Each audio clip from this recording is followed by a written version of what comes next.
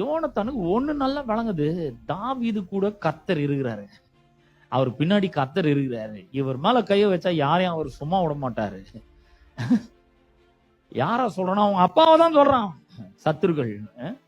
தாவீதுக்கு சத்துரு யாரு? சவுல் கூட ஒரு சத்துரு தான். அவன் தெரியாதனமா போய் அவன் மேல கைய வைக்கிறான். அவனை கொல்றதுக்கெல்லாம் அவன் உடன்படுகிறான்.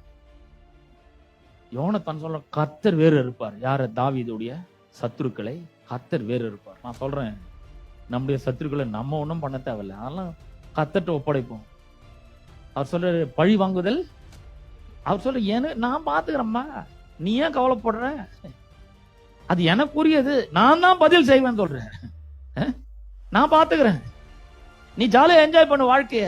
நான் உன்னை ஆசீர்வதிக்கிறேன், உனக்கு என் கிருபையை பெருக பண்றேன், உன்னை இன்க்ரீஸ் பண்றேன், எல்லாரும் ஒன்னு வணங்கும்படி செய்யறேன், எகிப்தின் சம்பாதத்தை கொடுக்குறேன், எத்தியோப்பியோட வர்த்தக லாபத்தை கொடுக்குறேன், நெடிய ஆட்களாகிய சபையருடைய வர்த்தக லாபத்தை கொடுக்குறேன். இதெல்லாம் தாண்டி உன்னுடையதாங்க, நீ என்ஜாய் பண்ணு. நீ போய் இந்த பகை விரோதத்தையும் வச்சுன்னு உள்ள வச்சுன்னு பொறுமிட்டு இருக்காத, கவலைப்பட்டு இருக்காத, துக்கப்பட்டு இருக்காத. நீ வாழ்க்கை நல்லா என்ஜாய் பண்ணுப்பா.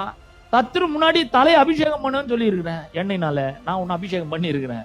பணம்லாம் உன்னை தேடி வரும், ஏதோ நீ தேடி போக தேவையில்ல, அதெல்லாம் உன்னை நோக்கி வரும். அந்த மாதிரி நான் பண்ணுவேன், எல்லாத்தையும் நான் பாத்துக்கிறேன். இதெல்லாம் என்கிட்ட விட்டுரு, நீ ஜாலியாயிரு அப்படிங்கிற. உண்மையாவே நான் ரொம்ப ஜாலியா தான் இருக்கிறேன்.